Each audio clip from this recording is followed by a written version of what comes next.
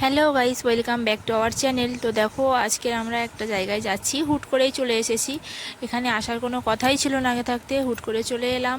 তো আজ এসেছি ডায়মন্ড হারবার। ডায়মন্ড হারবারে অনেক দিন আসা হয় না। আজকের একটু ওয়েদারটা মেঘলা মেঘলা করেছিল।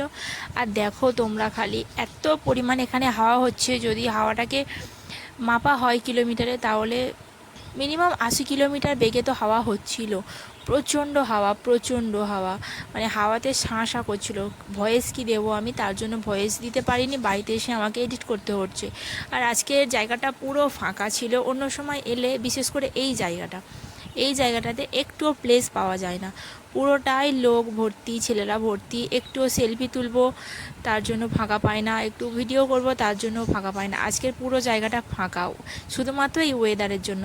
আর আজকের ওয়েদারটা খুবই দারুণ, খুবই দারুণ। আমার তো খুবই ভালো লাগছে ওয়েদারটা।